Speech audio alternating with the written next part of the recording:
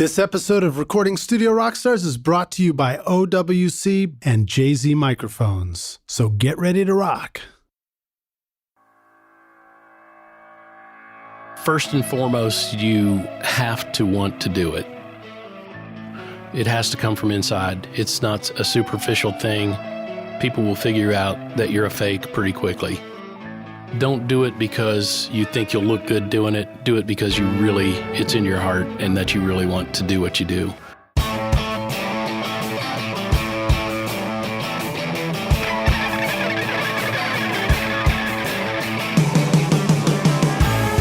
Welcome to Recording Studio Rockstars. I'm Lid Shaw, and this is the podcast created to help you become a rock star of the recording studio.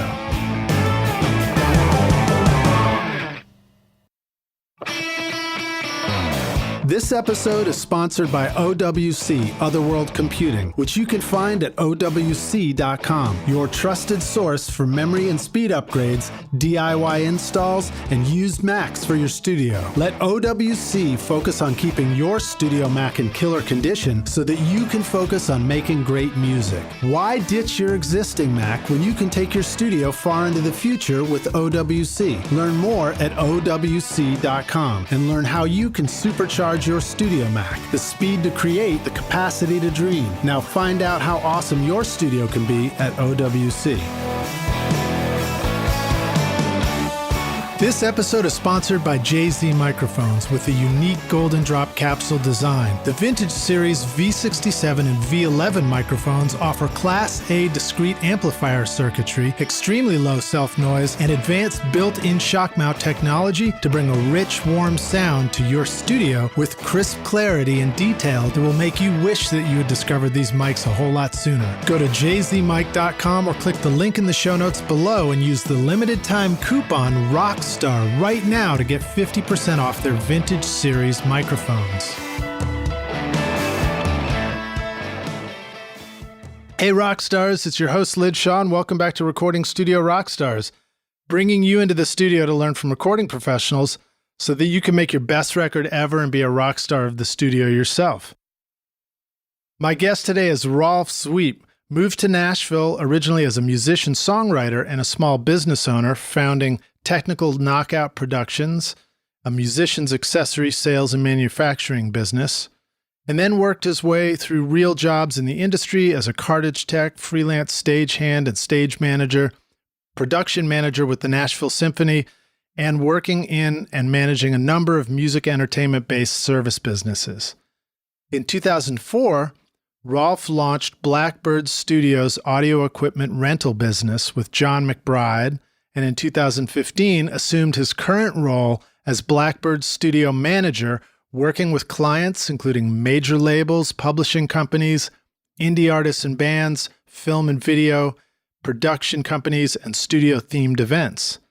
Blackbird Studio was founded by John McBride in 2002 when he purchased Creative Workshop Recording Studio in Berry Hill, Tennessee. It now incorporates 11 studios, Blackbird Audio Rentals, and the Blackbird Academy Professional Audio Education Studio and Live Audio divisions.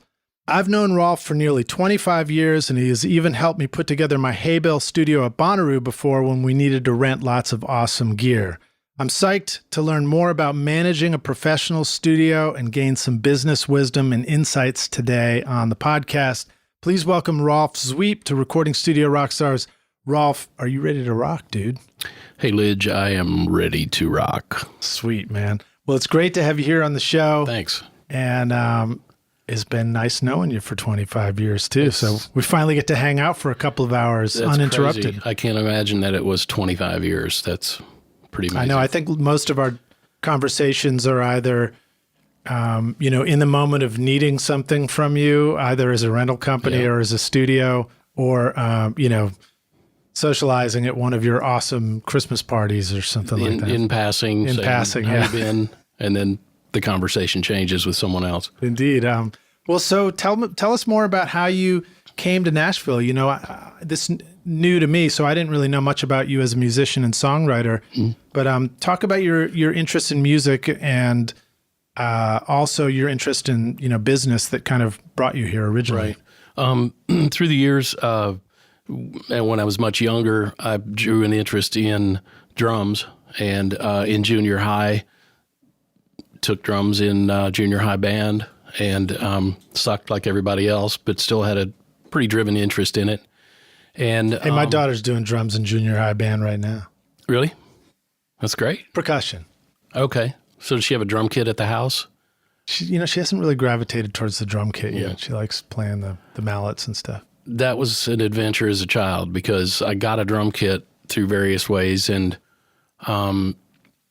we had a back room where I could practice them, but I wanted to take them up to my bedroom. So I got them up to my bedroom, and coincidentally, that room was directly above the living room in the house.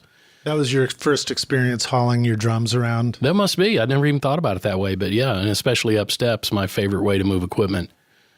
So did that, learned like so many other people with guitar or drums and stuff to play along with records and your favorite records and learn those songs. And one thing led to another. And then just, of course, applying what I learned in band, different rudimentary skills and things like that. And as I got older, played in a few bands with friends, kind of made up bands that never really played out and goof around bands. And one thing led to another. After graduating from high school, got some bands together with friends and started playing clubs and wherever anybody would have us, playing private parties or home parties and stuff like that. This is back in the 70s. So got to really love it and became pretty good at playing with different bands and kind of being the pickup guy. When somebody didn't have a drummer, I would get that call frequently. And one thing led to another, and I just became a better player, obviously, and met up with a friend who was in a town nearby, and he had an Atari 5050 tape machine. So you were getting into the recording stuff, too. Right. A little 8-track. And, prior to that, it was just basically cassette decks and little reel-to-reels and my dad's reel-to-reel. Yeah, that Atari 5050 is pretty badass. That's the half-inch, I think it's half-inch 8-track that was sort of like, it's a tabletop version, right? Yeah, it was like a little tabletop. I think that you could get a stand for it, but he had it on a tabletop. That was the first one I used, too. Was it really? Yeah. They were great machines, too, and they were just workhorses. It's rock solid. So he was always the engineer. It was his machine, and he always recorded. But I kind of learned some of the skills as a result of being there all the time. So we would find every opportunity to record. This was in rural Ohio, mind you, and he was a farm boy, but he was a great guitar player and a songwriter. And so he and I hit up a friendship and played together for many years in different bands, played VFWs and weddings and legions and wherever we could get a gig, bars, of course, in different places around the area. And we were playing regularly at a VFW, and there's this guy who was the manager of the bar there, and he said he really liked the way we played, and we would play original songs along with a lot of cover stuff. And he said, man, I love some of those original songs you guys are doing. I want to pay for you guys to go record.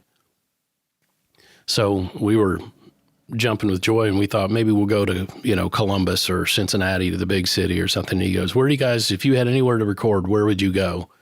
And Tim, my friend who was in the band, he piped up immediately and he said, Muscle Shoals, Alabama, Fame Studios. Oh, shit. No way. Studios. And he sent us to Fame Studios. Wow. So that was my first experience in a real professional recording studio. And this isn't like hearing that story now where you guys went to Fame Studios as a sort of a throwback gesture to this was 1977, 78, something like that. Yeah, this is right at the height of Fame Studios. Right. The only drawback was, and it wasn't like at that time I didn't know any better. Tim, who was a songwriter, played guitar, but we had session musicians play for us. So it's like that wasn't anything new then. It's nothing new now, where you have a band, but the session musicians play the tracks and we sang. So that actually happened twice with the same guy who he said, we came back and we recorded it and it was a 45 and it was on jukeboxes around the area regionally. And, wow. So then he said, man, I want to send you guys back down there again. So we went down for a second time and did another record, another 45. So naturally the bug was there. I caught the bug and I was going, man, this is awesome. And really you're also like, what was that big city we kept driving through on the way down to Muscle Shoals from Ohio? So true. So true. Meaning Nashville, of course. Yeah. It kind of just breezed by, we were on our way to Muscle Shoals. And we didn't have a bat building then. That's right. That's right. But that's all that mattered at the time was getting down there. And I really I knew what Muscle Shoals was and I knew what took place there in the years and why Tim was so into getting that place, going there to record. So, in hindsight, it was pretty awesome. And it's kind of funny that now years later, I have sort of re-met those guys that played on the sessions who were the musicians. And I don't know if anybody knows about All Pro Electronics here in Nashville. There's a guy named Jimmy English. Oh, that's right. Yeah. The place. He was the guitar player on those sessions. Oh, no shit. He was wow. Yeah. So wow. Who were some of the other players that played on? A guy named Chalmers Davis, who was a keyboard player, and Owen Hale played drums, and don't remember. And was Rick Hall sort of running the session for you and stuff? But check it out. You probably know Walt Aldridge. He was the engineer. Oh, interesting. And Walt I've seen him now in years past, and he vaguely remembered it, and you don't want to tell him every time you see him, hey, remember me? I'm that guy. But, we know each other now and we just, got a history, and it's always nice to see him. Yeah. But so that was my first taste of the studio. And then so that kind of inspired us even more. And hold on, let me pause you for 1 sec. Sure. Give us a couple of sort of landmark indicators about like why was fame important to you at the time? Just in case the rock stars didn't already hear my Fame episode. Fame was home to so many records and artists who had recorded there. Aretha Franklin, for one. Pretty sure the Stones did some stuff there. Bob Dylan. Pretty sure Jimmy Buffett had done some stuff down there through the years. Yeah, so these were all artists that were like high on your radar at that time too. Right, they were big inspirations to us. And then also, it just kind of came back to me just now that they told us that the band that was playing for us, that the session players, that was Mac Davis's band. So, and at that time, Mac Davis was a pretty big deal. I mean, he was a big-time songwriter, had some big radio hits. I don't know if anybody listening recognizes that name, but Google Mac Davis, and he's an icon songwriter in the country music business. Nice.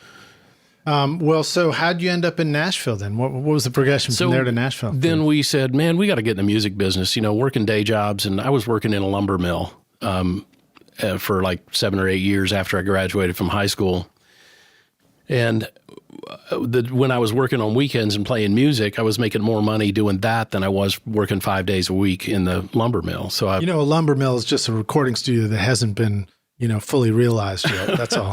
We were just making parts for our future recording You're just making studios. The parts.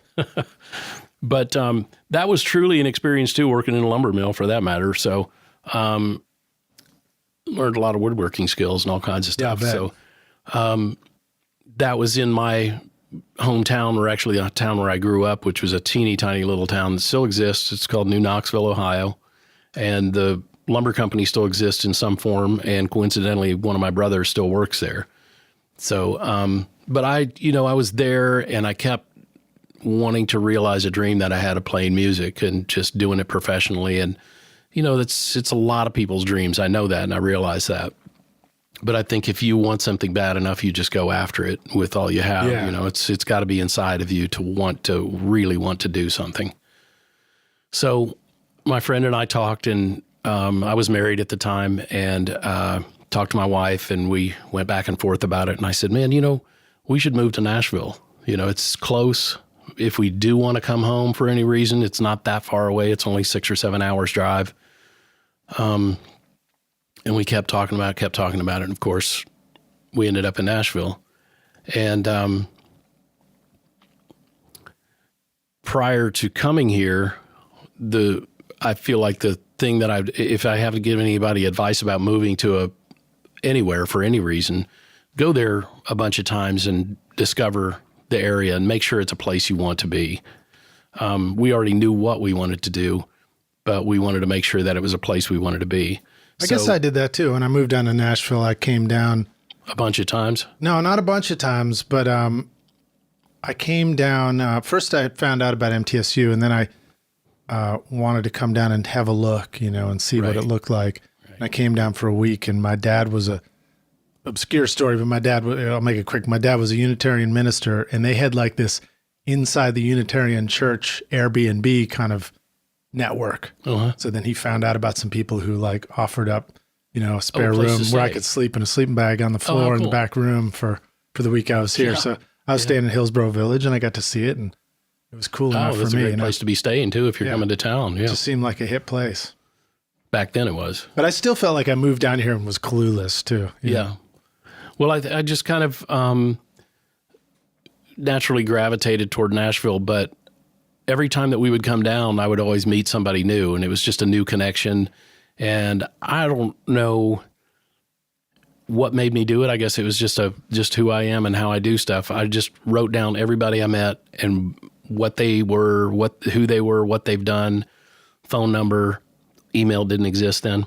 Nice. So you were kind of organized from the get-go. I wanted the gig, I definitely wanted to come here and work and get into the music business. And so every time we came, I did that, and I met somebody new or several people and just started building the network. Yeah. Kind of unknowingly, but... Do you remember doing follow-ups with people too? Oh, yeah. And I would call from when I was in Ohio and try to find jobs, find a pickup gig here or there and doing stuff. And so by the time we actually physically moved everything here, I had some people to talk to. It didn't happen overnight. I didn't start working or doing sessions or playing anything overnight. That, like anywhere else, even if it's something you decide you want to do, you have to work it. Yeah, you got to put in the time. Definitely. Well, cool. So you came down here, and your first thought was play drums, be a musician. Right. Songwriting too. So did you want to be a songwriter and have your songs in a publishing company and all that kind of stuff? That sort of traditional Nashville. Really, I didn't know all that much about that when I first came here. I just wanted to play music and be a part of a creative environment and learn what that all entails. So I met up with songwriters. I met up with people who needed a drummer, and then suddenly somebody said, hey, we're writing another song, come on over. And suddenly I was one of those people helping to write the song or creative ideas, input, that kind of stuff. Yeah. Well, so we got a little ways to go here before we get to Blackbird, but sure. You took on some sort of admin or, the office side of the music industry at some point along the way? I think some of that was kind of in me already, but that card started to happen later on. Just quickly, if I can back up, before I left Ohio, I purchased a set of electronic Simmons drums. They were the Simmons 5s. Nice. You remember those? Exactly. Yeah. Because I heard them on the radio and I read about them in Modern Drummer magazine and all this stuff. And I'm going, I really got to have those. I really want them. And being the inquisitive guy, I spent like $3,500 on a brand new set of Simmons drums. Were they triangle drums or hexagonal? Hexagonal drums. Yeah, and they were black, and it was a Simmons 5. And man, I was just king shit. I just thought that was like the best thing. So being as curious as I am sometimes about stuff like that, the day I bought them, I took one of the pads apart because I had to see how it worked. I thought, how does that, you hit it, this hard plastic disc thing. And the next day I had taken one of the triggers out and was hitting on it and stuff and left it plugged in. I went, okay, so this is the thing. And I thought, well, what if I stick that in my acoustic drums and just hit my drum? And at the same time I can mic my acoustic drum and I can have an electronic impulse at the same time triggering the head. So you sort of extracted the little trigger out of the Simmons plastic drum? Very carefully, yeah. It was just a naked little piezo trigger. It's probably element. Just a little pie. Now you know more. Now you're like, oh, that's a cheap-ass piezo chip that you can get. You could sneeze one of those out. Right, exactly. So when I looked at it, I thought, man, that's all it is. I didn't really know what it was or the technology or anything. So I stuck it in my acoustic drum, in the snare drum first, and it didn't really sound great in the snare drum. And I thought, well, I'll put it in my kick drum. Put it in the kick drum near the head and started experimenting with that. And soon I had taken all of those elements out of each of the pads and stuck them in my acoustic drums. So So you were the first guy in Nashville with a hybrid drum kit, No, you think? this is actually still in Ohio, when I was still in Ohio. Yeah, you were the only guy in Ohio with a hybrid drum kit. And so I was going to some of the gigs. This is very soon, or like very near the time when I was leaving Nashville. And there were people calling me saying, we want that guy to play our gig with the crazy sounding drum kit. So I was playing through a custom bass amp, like those great big with the 215s or 218s in it, I think, yeah. custom 200. And the padded sides. Yeah. And so I did that, and then I came to Nashville, and I was getting gigs because of that, So that was pretty crazy. And then when I came to Nashville, of course, I wasn't playing music, making a living right away, so I had to find a job. So, I found a pre-internet, of course, pre-email, all that stuff. I found an ad in the Tennessean or in the Banner or something, and it said, work in the music business, studio job or something like that. It was just really basic little ad in the classified job section. So I thought, well, why not? Let me see what that is.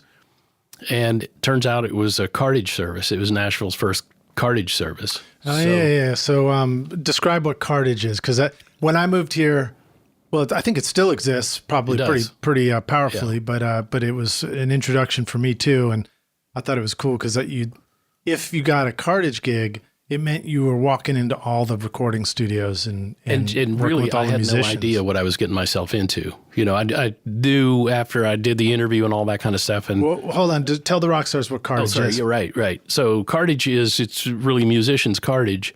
It is warehousing musicians' equipment, primarily session musicians. And when they call, they say, I've got a 10 o'clock at Blackbird Studio tomorrow. And you pack up their drums or their guitar amps and guitars or whatever their instrument is, put it on a van and take it to the studio and set it up for them or deliver it however they see fit. And sometimes producers with big racks. Yeah, that was back then, and engineers as well. Yeah. There were a lot of engineers who carried all their own gear, and we were the guys to bring it in there and put it in the control room, unlit it, maybe snake it together, and then the assistant engineer would be there with the ends that you would give them to patch it in. So that's what musicians' Cartage is. So we were Nashville's first musicians' Cartage service. It was called Pickers Pickup. Nice. Which I had nothing to do with naming, but just the same. We had a couple of vans and a big Q-back truck, and we were the only people in town, and I had no clue whose gear I was going to be hauling. And the first time I walked in there, they said, okay, let's go out to the warehouse and start loading gear up. And I started looking around at the road cases in the storage area. And it's because they had shown me the storage area and I didn't really get to look up close and personal at it when I interviewed. And so I'm walking around in there and I look, and there's cases that says Eddie Bayers, James Stroud, Michael Rhodes, all these A session players back then. This was 1983, 84, something like that. And I'm thinking, I've seen all these guys' names on records that I've been looking at album credits of. So I know that the first studio that I went to was Ronnie Millsap's place, which is now, well, they still call it Ronnie's place. It's next door to Soundstage, and it's gone through different transformations since then. And I was delivering Larry London's drums. I'm pretty sure Michael Rhodes was the bass player. And then just started meeting people that way by, like you said, coming in the back door at a studio, and you're just the gear delivery guy. And pretty soon small talk leads to a conversation and a friendship. And they start seeing you repeatedly. Right. So you get to know the engineer, you get to know the producer who's a familiar face, you get to know the person at the front desk, which is awesome because the next time you can go in the front door, if you're just bringing over, a guitar amp or something like that, you don't have to use the load-in door, the dock or anything. So as I said, I really didn't know what I was getting into until I started realizing, man, I'm meeting all these people and they're just like me. They're just like, a musician wanting a gig. It's interesting. I met all these names and all these people just almost by falling into a job.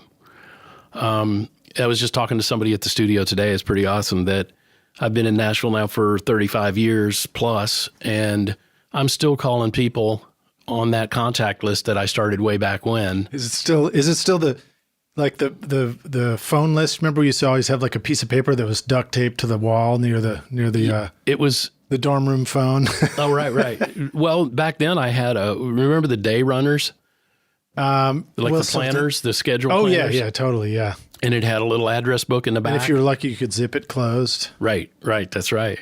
And then Velcro came along, and that was sensational. Oh, yeah. So, but Velcro came from the aliens, back in is that right? 50s. I thought it was developed by NASA by the space program. I thought they picked it up from the aliens that crash landed at Roswell. Could be.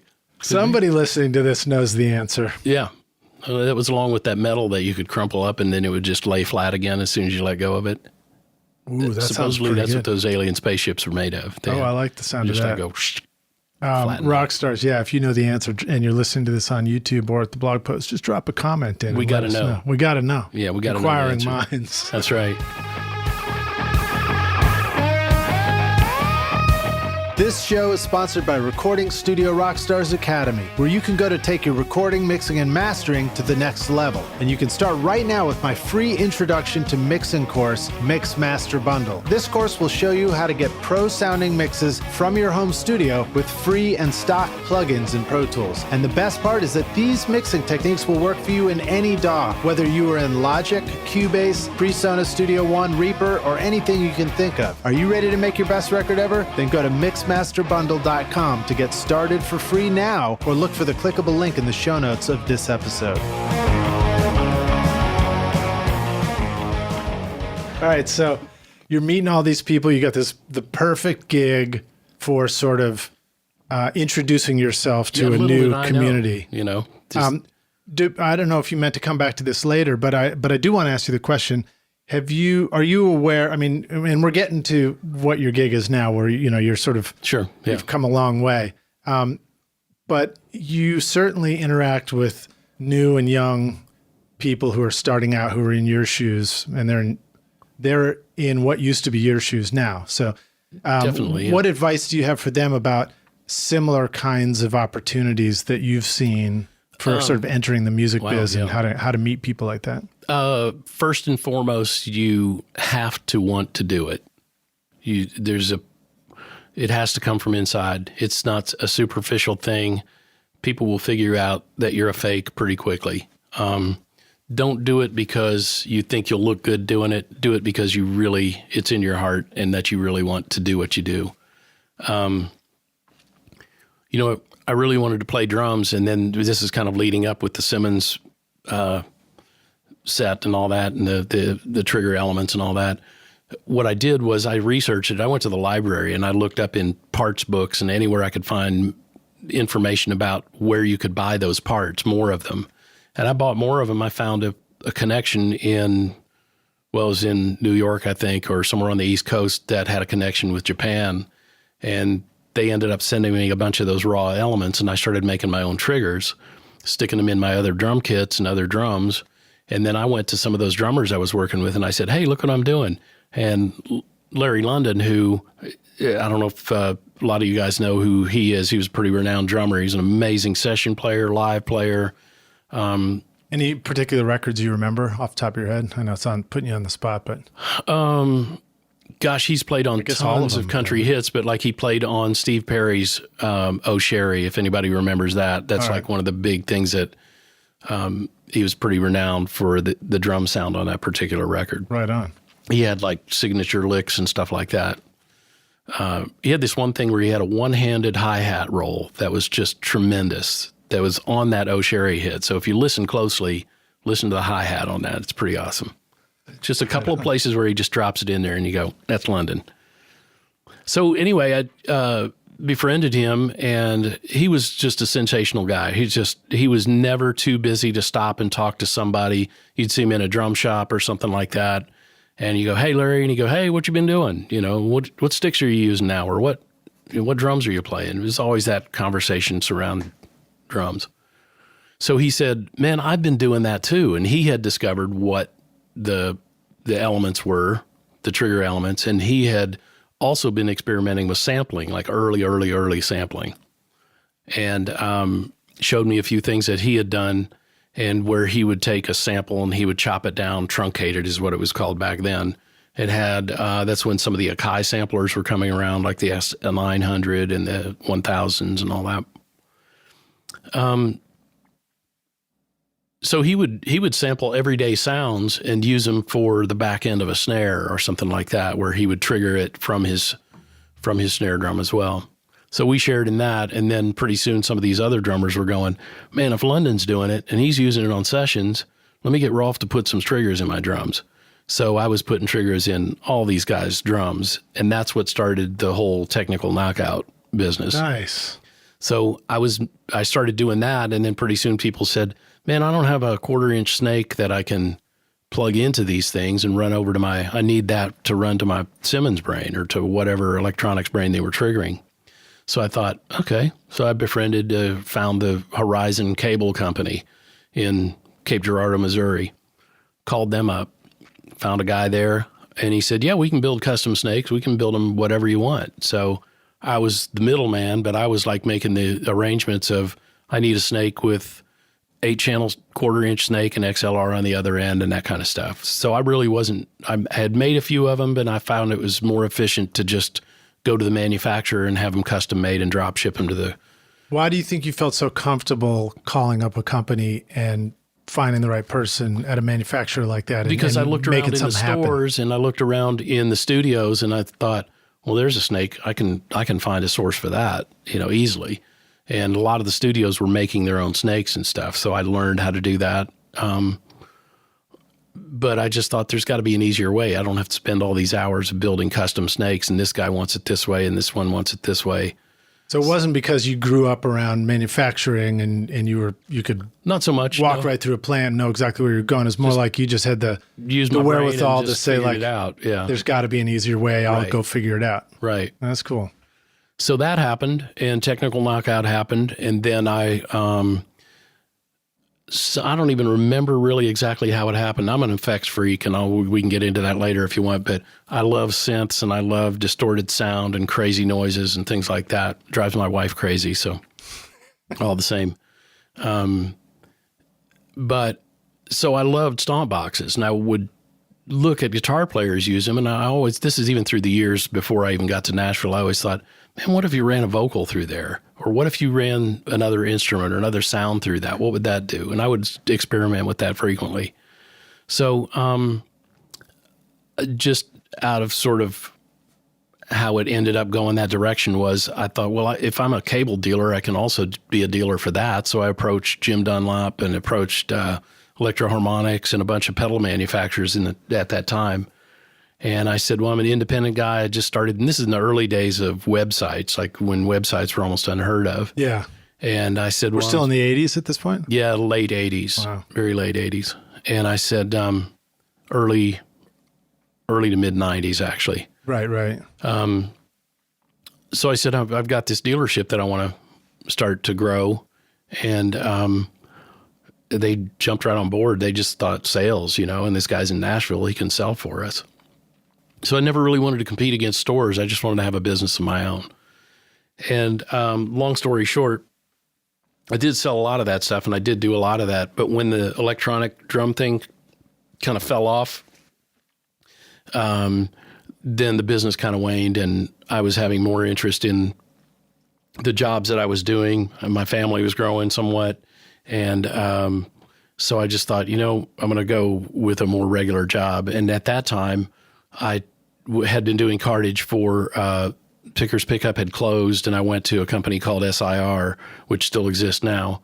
At that time, it was called Studio Instrument Rentals, where we had backline gear for bands, we had rehearsal rooms, and we did Cartage. We had a Cartage division. That's kind of how I got over there through the Cartage thing, and then slowly became a night manager, a rehearsal tech, and then I was using my technical knowledge by setting up rooms and rehearsals, and again, meeting more people, and this time more live people, and building my contact list and my database. And now, is that where you met John McBride? Because wasn't his start live? Many years. That was many years later. So to fast forward, sort of, I did the SIR thing. I helped there's a guy named Harry McCarthy who came here from LA and started a company called Drum Paradise. And he and I met through one night doing Cartage somewhere. And he goes, hey man, I'm taking half the company and the other dude in LA is staying there. So I'm starting Drum Paradise Nashville. Do you want to come work for me? Because he knew I'd been doing some drum teching work and stuff like that for people. So I worked for him for 2 years and did that and kind of helped get that. I was part of getting that company off the ground. Harry's a workhorse too, man. He's awesome. And it's a great company. And they are still a very solid company and doing Cartage and drum rentals and all kinds of stuff for all kinds of people. I've worked with them in the past.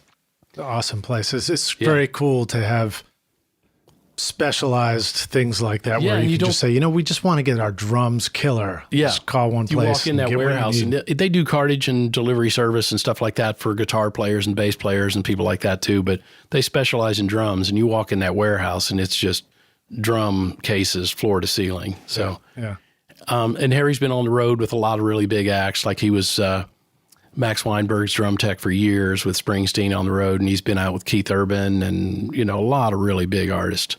And so that was kind of his bread and butter gig, and the Drum Paradise thing was the thing that he had, the business that he had here in Nashville, and he always had a manager running that. So we were kind of small. We were out by Soundcheck out there on Cowan Street, and we were sharing a warehouse with another business, but it grew pretty rapidly, and he had a really great clientele.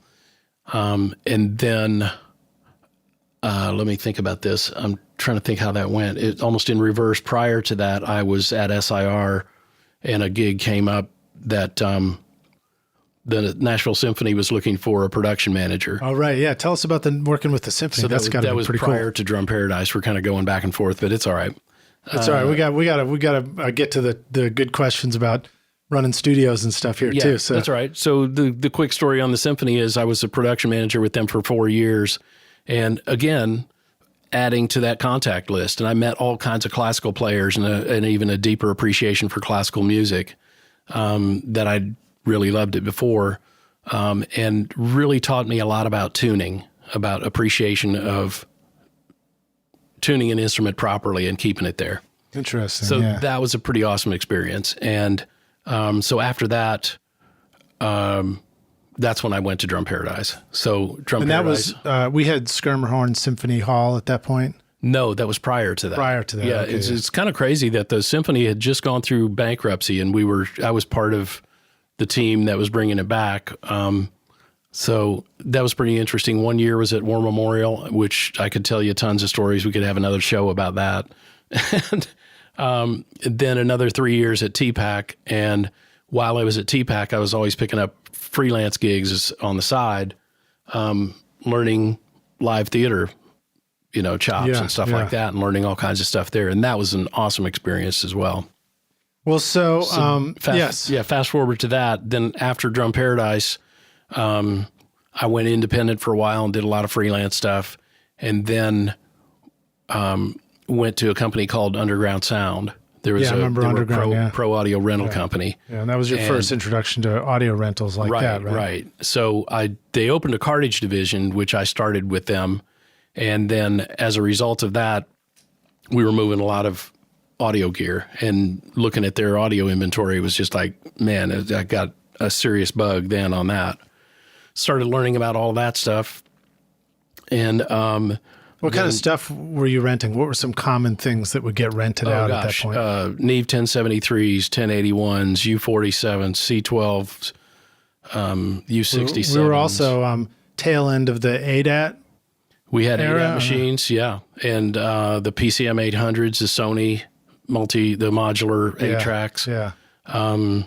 Which were basically D88s with XLR connectors. Now, maybe we'll put some context on it. I feel like this also paralleled the growth of home studios and people working from personal studio spaces, and all of a sudden it's like, now I just need a computer and an interface and some sort of way to be able to work from home, or maybe ADATs or whatever, and a simple mixer. True. But then like for the high end stuff, I just call a rental company and go rent pair of 1073s for a couple of days and record with it or whatever. It was the same concept of what rental gear is now. Yeah, definitely that. But even back in the days when I first came to town and was doing those early days of Cartage and stuff, we were still delivering to home studios. There were a lot of home studios. I remember there was one on 32nd Avenue where a guy had a 2-inch 24-track machine, and it was this funky basement, and he was doing demos for Warner Brothers, a lot of stuff there.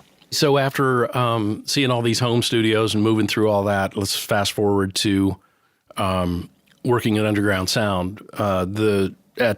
After several years, this manager there decided to leave, and they needed another manager, so they asked me to manage the business. So then I was managing the pro audio rental side, and we had a Cartage guy that took over. And then several years into that, I worked there for about 7 or 8 years, something like that. There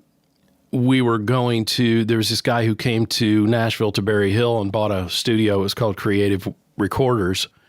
And a guy named John McBride, everybody knew him from the live world. And we had found out that he was building this pretty amazing inventory of gear, of pro audio recording gear. Yeah. A lot of outboard gear, a lot of vintage mics and stuff. And so we were trying to fill orders for different clients for audio rental gear. And sometimes we didn't have everything that they were asking for. So somebody got the wild idea, hey, let's call up McBride and see if he's got whatever it was that we needed, a compressor or. Now I'll make a quick comment too, because I had a conversation with John once in the lounge there over at Blackbird, and he I asked him about this acquiring all the gear stuff, and my conversation was maybe around 2005 or something like that. Yep. And he made this comment. He said something about my advisor or something said that investments are not doing so good, so I'd rather just invest in vintage gear, and it was like, and now that I'm thinking about the context, we're talking about this is post.com bubble. Right. So like the traditional ways of investing your money wisely weren't looking so good. Right. So here's somebody who's saying like, you know what, I really believe in all this vintage audio equipment that now we kind of take for granted almost, and I want to invest in this and create something really, really unique. Yep, that's exactly right. He wise purchases, because they have a lot of that stuff has appreciated. So we're at this other company, this Underground Sound, and we call John and said, hey, man, do you have another pair of 1073s or whatever it is that we were looking for? And they went, yeah. And we said, do you want to rent it? We've got an order we need to fill. And they were kind of hesitant at first, and then slowly understood, man, we might be able to make some money doing this. So I would go over there, and at the time, Vance Powell was the studio manager and chief engineer, recording engineer. And he and I kind of got to know each other, and just through these short visits of getting gear. And I was over there one time, and I was picking up or dropping off something, and I said, you guys are crazy if you don't start a rental division. You've got so much cool gear.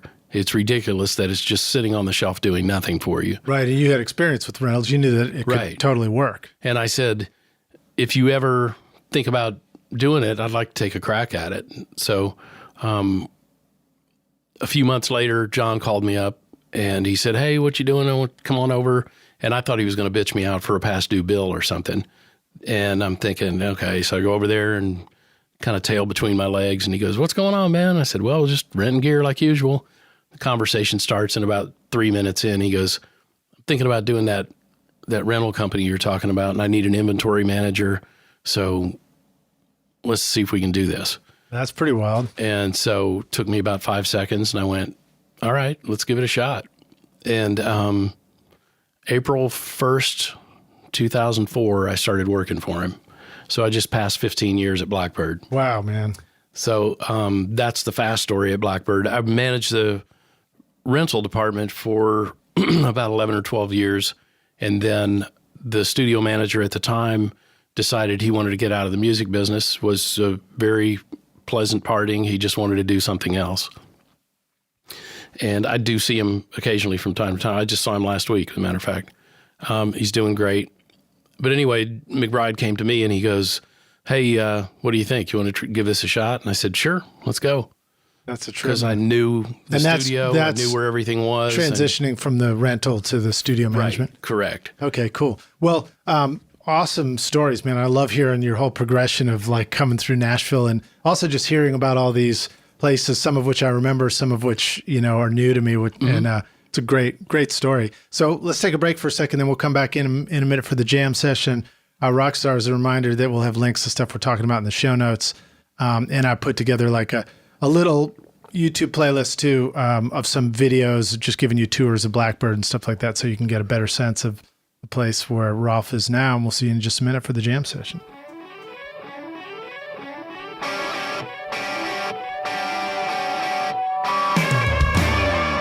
Are you using a Mac in your recording studio? Are you tired of feeling like the studio setup you worked so hard to create is becoming obsolete too quickly? Wouldn't it feel great to have a trusted friend to help you keep your existing Mac and studio setup current and relevant so that you can focus on the thing you love most, which is making great music? Well, now you can rely on OWC, Otherworld Computing, which you can find at OWC.com, whose mission it is to help you get the most mileage out of your existing Mac. Whether you need to upgrade your RAM, install an SSD drive, add more connectivity, or simply find a great used Mac that's ready to rock, OWC will help take your studio far into the future with a vast library of DIY install videos, 24/7 friendly support, and free shipping in the US on most items over $49. Why get frustrated and ditch your existing computer when you can take your studio far into the future with OWC? Learn more at OWC.com and find out how awesome your Mac can be at OWC.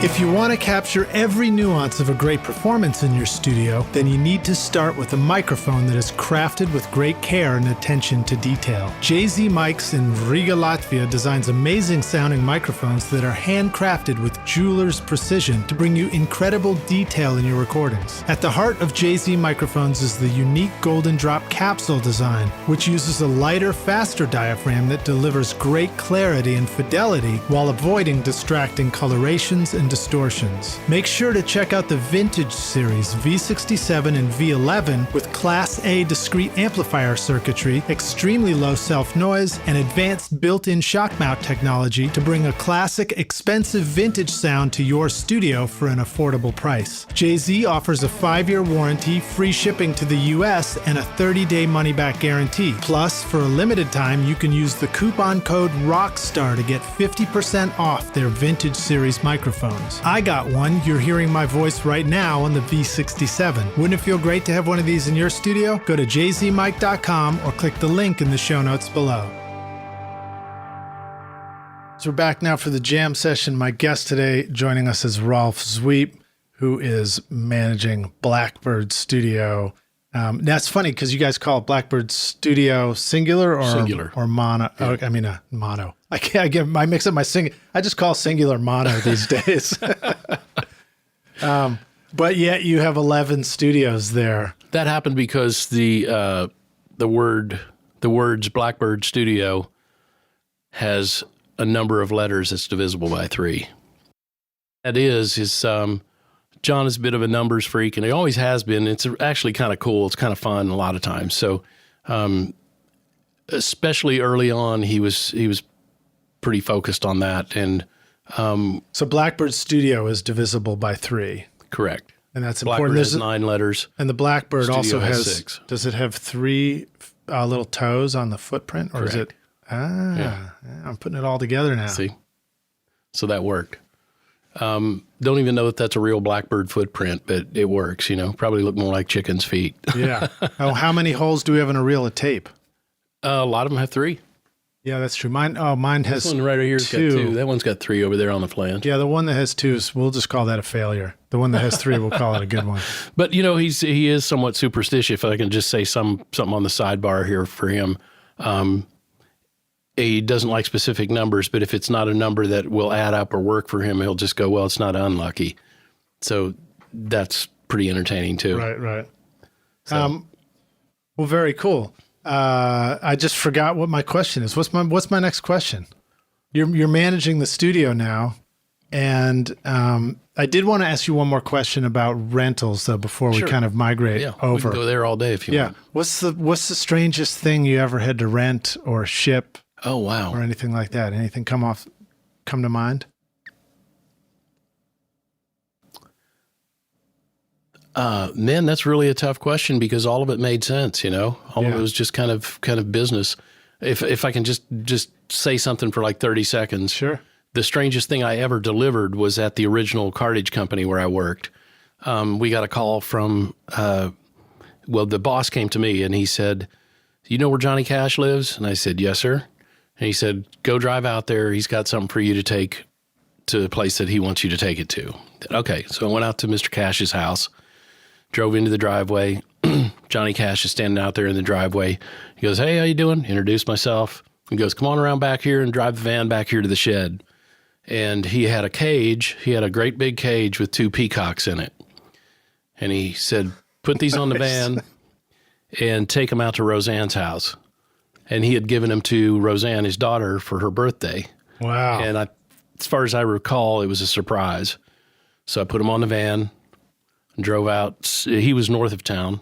I went south of town and drove into the driveway. And Roseanne comes outside and she goes, "Daddy tells me you're delivering something for my birthday." And I said, "Yeah." Got out to the back of the van and pulled the cage of the peacocks out. And she goes, "That's amazing." She's just blown away. That's awesome. And so strangest thing I've ever delivered. I don't know about shit. It's probably good that the story didn't involve. And then I got a flat tire on the highway and then I was trying to get the jack out and all of a sudden the cage popped open and then the peacocks took off on Highway 40.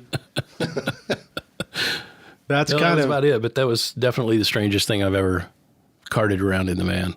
That's wild, man. Well, all right. So let's talk about studios, man. Okay. Yeah.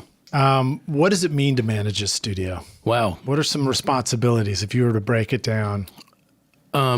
Briefly. I guess overall, the switch is in the on position continuously. That's about the best umbrella statement I can make about it. And you always have to be on. And that's a really challenging thing. And it was something I really had to learn pretty quickly, even though I come from, I guess you'd say, studio and show business and all that kind of stuff background. In the event of managing a studio, especially of this capacity, this size and volume, I'm responsible for actively booking 7 rooms of those all the studios that we have. There's a couple of private rooms that just kind of stay on a lease and they kind of take care of themselves and just have to monitor that business, of course. But the 7 rooms are 2 tracking rooms, a mix room, and 4 overdub, edit, mix rooms. And they, as everybody knows, when you work in the box, there are a lot of different ways you can use those rooms. So that's sort of, you have to be on all the time because people are calling you all the time. As we're sitting here, I've got my phone up here on the music stand in front of me and I'm seeing text come in and calls come in. So I know that as soon as I leave here, when I get in my car, there's going to be a bunch of answers that I have to give for whatever it is. And it could be somebody calling from Texas wanting to book a studio next week, or it could be one of the assistants saying, "Hey, is this tape machine or is this Pro Tools rig going here or what's going on?" And so at any given time in all those 7 studios, there's all kinds of stuff going on. For instance, right now, the very well-known Studio C Massenburg room with all the sticks in it, the room with the most nicknames, as we call it. Yeah. We're putting a different console in there. So Richard, our chief tech, is in there assembling a console, but we've got room left over on the floor while that's happening. So we're doing a tape transfer for some clients from Detroit. And they wanted to do it with 2 A827 Studers. So we've got those set up in there with a Pro Tools rig, and they brought the reels of tape. So that's what's going on in that room right now. I do know that in another studio we had a band in this morning. It was an artist's live band, and they were tracking something for CMT, I think, something like that. So that's one of the tracking rooms. And the other tracking room had, we've got the Blackbird Academy, which is our educational arm at the studio. We had a class in there, and they were tracking all day. Then in one of the other studios was Studio E was vacant today. Studio F, there was a mix going on. That's Studio F mix room. Let's see, which ones did I miss? Studio B had a project going on in it today. And that's right. I've worked in Studio A and Studio B in the past. Yeah, B is the small room up front that has a little API Legacy Plus in it. Yeah. And great little mix room and great overdub room. And I know small room, but it still gets its own giant pair of ATC speakers. That's right. And it even has a dedicated yeah. echo chamber. Yeah. And that echo chamber is awesome. A lot of people overlook that and don't realize what they can do with that. And if you just crack that door open, that little ISO room turns into something pretty special. And then one of the things, of course, that's fun is, we're mixing in there and there's a rack off to the side, the left and behind me where I was mixing on a legacy API console. Mm-hmm. And then, and we had, our assistant was John. I don't know if you remember, I'll circle back on that because he's somebody I want to have on the show now. But we just were, it's like, hey, what do you guys want for any extra gear? And it's like, oh yeah, we get walked over and you walk into a closet and it's just shelves and racks on either side. And I guess, I don't think we went over to the rental part. I think this was just near what the year studios. Was that? Well, this is 2008 or something like that, or maybe even 5. Maybe it was about then. 5 or 6. Because when if I can back up a little bit, there's a room that's right behind the tech shop. That's where it was. That's where all the gear was. Yep. That was the original Blackbird Audio Rentals location. Okay, that was it's 100 square feet, and there was gear Tiny. shelves on 3 walls, and one of the shelves was open because that was my desk. Oh, I think I remember that actually. I think I remember that. It's still now, if you go back there, it's packed with all kinds of spare gear and all kinds of stuff. But Richard, our tech, uses that for storage. Well, it was fun. We just walked in and it was like a kid in a candy shop. We're like, well, let me try that, and we'll take that, and I'll try that, and I'll put that on the kick drum. And then John would set it all up for us in the back, patch it all in. And the really amazing thing was, I think we were mixing for a few days or something like that. And then on the third day, we were doing some recalls, and I just told him which one we needed to recall. And we were off somewhere, and we show up 45 minutes later, and he had that mix recalled on the console with all that gear and the settings and everything, and it was right on. It was pretty incredible. But it was just a fun experience. So, well, so you have just first of all, thank you for being here. Thank you for taking time out to join us on the show like this. I'm glad to be here. It's a huge gesture and gift on your end.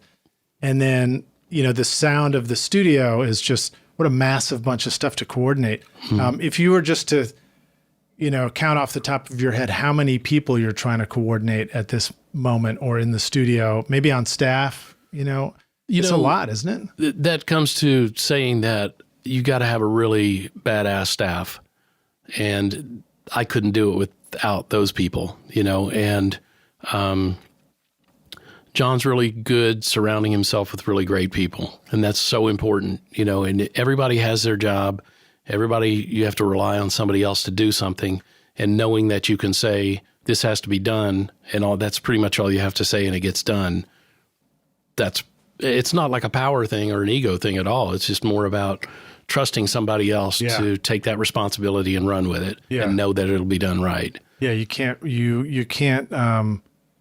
do the job while they're doing the job too. Or correct. It really is teamwork, and it takes a really well-oiled machine to work that way. So, and it goes all the way from the person at the front desk who's the first person to see the client when they come in the door. You want that person to be genuine and kind and helpful and all that stuff. That's so important. First impressions are everything, right? Yeah, totally. So behind all of that, our chief tech is amazing. The guy that I mentioned before, Richard Ely, he is an old school guy, and that's what you want when you've got gear like this around the place that needs attention. He can pretty much troubleshoot stuff over the phone. That's pretty cool. So you can tell him the symptoms of something, and he'll go, oh, yeah, that's probably this. And then he comes in to fix it the next day or an hour later if he's got to be there to do it, if it's necessary. And he's usually right. He's usually spot on about it. And then also like operations manager, Paulie Simmons, who's amazing. He kind of came on early on when he started. He was a drum tech because we have this massive drum collection. And he was a natural move. He was a drummer who'd been working on the road for years and was kind of getting to that age and that time where he was just going, you know what? I want to get off the road. I love to play, still love being around drums and music. And he also had some great recording skills and gear skills and tech skills. So we thought he's an obvious guy to hire to maintain our drum collection. We've got like 65 drum kits and about 125 snare drums and cymbals. Yeah, it's pretty fun going into the drum room. It's ridiculous. And that's operations manager, and then and your title is studio manager. Studio manager. So yeah. What's the difference between operations manager and studio manager? I'm basically the guy who books the studios and cuts the deals and all that kind of stuff and talks to people about what's available schedule-wise and all that and coordinating all of that. So operations manager is the guy who's got to decipher my notes on the calendar and on the session notes and stuff like that, where I go, okay, this is, they're tracking today. They need a piano tuning before the session. They're going to use one of our drum kits or maybe just our snare drums, all that kind of stuff. They're going to use our bass amp. Then he'll make bringing all their own stuff. Make sure that stuff actually happens. And he deciphers all of that and then translates it to the actual setup. And he's also the guy who talks to the engineer, whether the engineer is coming from the outside or if it's somebody that we're hiring to engineer, as well as the assistant. What are some of the tools that you guys use to communicate really well? Man, iPhones and as funny as it sounds, Google Calendar or just Apple iCal, depending on what you want, you can make them work together. So my main tool for coordinating that kind of stuff is an Apple iCal. You talked about him interpreting your notes. What's a way, where do your notes go that you find is really useful? They're usually on the calendar, or else it's just a text between me, Paulie, and myself, and where I just say, hey, that some session he may already know about that's happening. I'll just say, hey, they decided they would need a piano tuning tomorrow. I'll just text that to him. Right. So something as simple as adding a session to a calendar, whether it's a Google Calendar or an Apple just Calendar. In the notes section. And then in the notes element, usually at the bottom there, Correct. You can just put all the details about it. Well, I just have a cut and paste thing that I just drop into the notes that says, it just says hold or confirmed. Like if the date's on hold on the calendar, it'll say Studio A, Lid Shaw, hold. That's right. On a particular You heard it here, Rockstar. Studio A, Lid Shaw, hold forever. Mine, Neve 8078, baby. But I'm still trying to decide which mix bus to use on that console. B. That's the one to use. All right, yeah. It's got Rockstar's has dual mix buses. Right on. Yep. Choose one. So those are generally the notes, and it just has all that stuff broken down, and it'll say what studio, who the producer is, who the engineer, assistant, artist, billing, of course. So Blair, who's our accounts manager, she'll look at those notes, and if I haven't filled it out, if I haven't been prompt and filled that out, she's on my ass about saying, hey, we got to get paid for this, right? So who am I sending the invoice to? And do you use the invite feature in there and sort of like tag people that are supposed to know about it? That's kind of irritating. I've learned that. I tried that, and there's a lot of people who go, man, all I got to do is look at the calendar. I don't have to be reminded. Right. I know that Tuesday is tomorrow, and I'll look at Tuesday on Monday. Yeah. That kind of stuff. Well, or that's if a good see what's happening next week, obviously, that kind of stuff. Yeah, it's a good reminder to know that all the technology that's there is not necessarily what you need to use. You just need to use the right parts of it. Right. Correct. So on that iCal, it just says there's several different calendars listed along the left side, and it's just studio. It just says A, B, C, D, E, F, and it goes down the list. And then there's other stuff on there sometimes too, like there's different categories that I use only for my own personal use and maybe share with a select few people, that kind of stuff. Right on. So it works pretty well. So no big dry erase board in the No, not really, because the staff I've just hallway got or anything. separate. I've got two screens on my desk, and I've got an iMac, and then an additional screen to the right that the calendar sits on pretty much all the time. And somebody says, "Hey, I'm looking at, it's June now," and somebody says, I'm looking at some dates in September. Are these open? And then I just flip over to September and see what's there. And they go, I want to hold these 3 days. And you just pencil them in. And as the dates come up, I don't really even set reminders for those that much unless it's like extremely important about whatever it is. Right. Do you have any tips for the rock stars about smart things that you've learned about putting dates on hold for clients? Any advice? You don't ever want a double booking. Right. I've had a couple of very close calls, and one time, fortunately, I was mistaken and had put the wrong date on the calendar and saved myself by an error. So you don't ever want a double booking, because what that means is you're either calling a competition studio at the very last minute who's possibly already booked, and then it's just your ass, and your reputation. Yeah, so double check yourself all the time, and don't always feel like you have to rely on someone else to cover you for you. And I've gotten called on it a few times where, somebody looks at the calendar and go, hey, do you realize you put this on here and this is here and there's two things over the top of each other or something like that? Yeah. Boy, it's tough. You saw my calendar when you walked in. Very similar looking. And you saw me needing reading glasses too. So it's a lot to look at sometimes. Very similar looking. And then, we're also living in a world of, if I look at it on my computer screen, it's a lot easier to interpret than if I look at it on my phone. True. And I remember a long time ago thinking like, boy, it'll be so great when somebody calls me and I'm out and about and my phone will allow me to put something in the calendar and, give an answer to something. And some of that exists, but some of it I'm just like, I'm just going to have to look at this on a better screen, to really give an answer to. And it does, even now when I put a date in the calendar on my phone, as soon as possible, I'll go back to my computer or my laptop of wherever I'm closest to, just to make sure that it's in there. Because there have been a few times, like for some reason, just noticed a couple of bugs on the iPhone that doesn't take as well as it is on a desktop. Sure. Well, I know for some, some of our listeners, they're, actually for all of our listeners, they probably aren't managing a studio quite as big as Blackbird. This is really exciting information for people who are talking about iCal and all that crazy shit. It actually is, because that's the kind of stuff we love, because we're trying to figure out how to manage our studios and, make things more efficient. Yeah. And think ahead. That's the best advice I can do is think ahead, because if you're not booked ahead of time, you can't, it's really hard to book 7 rooms the week before and try to fill them up. Yeah. Believe me. Yeah. So you're always thinking ahead, kind of going, oh, there's a hole there and Studio A is open and so on. Just look ahead and plan ahead.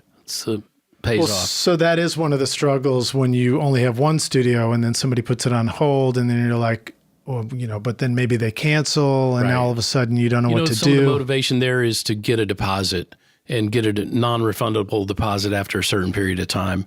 You just have to do it that way. And some people think you're a jerk for doing it, but it's really just business. You have to do it that way. Yeah. Well, I know there's no kind of commitment quite like the commitment of actually paying for something. Yeah. You're right. And even a little bit of a commitment, in the internet world, when they're talking about people interacting with websites and stuff, there are terms like micro commitments, and any little bit of commitment that somebody makes is that much more security that there's going to be follow through too. So I think sometimes the struggle when you're a small studio is like, should you get a deposit? Well, what should that deposit look like? And is it like half now? Is it a little bit or whatever? And I think part of the answer is, even a tiny deposit that's not refundable is going to increase your odds tremendously that somebody's going to follow through, because people just don't want to let go of $50 or $100 if you're a small studio. Well, the deposits are, in our world, it's 50%.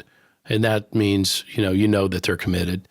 And there are the times when it does fall through, where the singer gets sick or, who knows what happens. Yeah. I find those are good times for conversations and just come up with a custom solution if you can, Yeah. Yeah. But there's ways to work around that kind of stuff. And a lot of times, even with like the major labels who are very steady clients of ours, you don't ask for a deposit. They just kind of laugh at you if you do that, I would think. Right. But, well, I mean, I think it's worth pointing out too that there is a difference in the people you work with between people who have built up a very trusting, a great deal of trust in the relationship, and you can count on them doing what they're saying they're going to do, versus situations where it's more intermittent. Maybe you trust them, but it's intermittent. Yeah. Or maybe it's people you just simply never worked with before. And it's usually not the label so much that, we do trust that element of it, but it's usually the producer or the coordinator for that producer that's calling, and you go, oh, that guy, he works here all the time. They're not going to screw us. And, 95% of the time that doesn't happen. But, there are those times, like I said, whether it's a singer sick or whatever happens, maybe the songs aren't ready, but the coordinators and the managers of those artists and stuff are aware that there's a lot of stuff on the line for us and them. So the sooner they let us know that they have to cancel or that they want to confirm, the better for everybody. Yeah, totally. What are some other big challenges of running a studio you want to share? Is keeping the room books in a facility like that. It's a challenge every day. Yeah. That's my job. That's what I do. There's significant overhead. And knowing who to call and who to email and who to talk to and who to take to lunch and all that fun stuff, it's really fun. And that's part of the challenge of doing the job. But it's just doing that, knowing, kind of following people and knowing what band might be on the road. And you kind of go, well, those guys aren't going to come in and track next week or 2 months from now. They're on their tour. Just little things like that. Also, just knowing people in those different companies and knowing independents as well, because we get a lot of independents coming in just as much as major label and major name acts and stuff. Yeah. What do you feel like the balance is between repeat clients versus new clients? What's the balance? Yeah. Do you get a lot of, do people tend to come and have a great experience and then they just want to come back and then they, there's if a their lot career's of that. going well. I'd say it's probably 60-40, 60 of return, maybe 40 of new stuff. There's new clients all the time. And your hope is to win over, what I call them frequent flyers, just the regulars who come back again and kind of go, man, that was great. We just had a guy come in the studio or a band come in the studio on Saturday, had never recorded there before. And he was just like itching to come back. So we booked him in this coming Friday. So he said, man, we got to come back. We got to be there. So you love to hear that. And you know that you've done your job right. Not just me, but my staff just got done kicking ass and doing what they're supposed to do. So one of the things that you guys have at Blackbird, of course, is Blackbird Academy. Mm-hmm. Do you sometimes go in and teach the students and do a lecture with them to just kind of talk about managing studios? I don't lecture the students too often. Once in a while, I'll also go to like Belmont, and I've gone to Lipscomb and places like that, to different universities, and just tell them what I do. I don't talk to the class as often. Man, their guy, Mark Rubel, who's sensational at getting a lot of really great guests in there who indeed. I admittedly pale in comparison to some of the rock stars, speaking of, that he brings in. It's pretty awesome. And they have the ability to Skype people in and stuff like that, which is really amazing. Yeah. And sometimes he'll come to me and he'll go, man, we had these two engineers were our Skype guests this morning, and this guy walked in the afternoon to the class. And they're all these massive names in the business. And you go, how does that guy pull that off? It's amazing. Mark is gently persistent. Yeah. Yeah, it's well put. Yeah. He's a great guy. I love that guy. He's awesome. Amazing. He's awesome. Super brain too, man. And he knows tons of people in every capacity of the business. So he's able to use those resources and go, well, if I can't get a hold of this person, then I'll call that guy, and just his guest list in there to talk to the students and inspire them is pretty amazing. Well, I'm pretty sure I've thanked Mark Rubel at the beginning of this podcast for making the introduction more than anybody. He's been responsible for helping me Is that right? Get a lot of guests on the show for sure. Oh, that's great. Yeah. What are some of the things that you find, younger people, students, either misconceptions that they have about the way a studio runs, that you want to give some good advice around, or stuff that you find you're repeatedly teaching people about how to manage a studio? I don't know about first and foremost, but a big deal with us is respecting the gear. That's a huge thing, because one thing you have to remember, the gear that we have, as we talked about earlier, is a massive investment, and some of it, or a lot of it, is very old equipment, and it needs to be cared for and nurtured and maintained, and it's very valuable, and one slip of the hand could make it lose its value, or a tremendous part of its value. So I won't say that it never happens, but occasionally $12,000 or $15,000 tube might gets dropped, or thread gets stripped on the mount, and it's real world usage in a studio. Yeah, exactly. I mean, studios are, and you have to sign off on that and kind of go, well, yeah, that does happen. And instead of it getting set up 5 times last week, it got set up 15 times.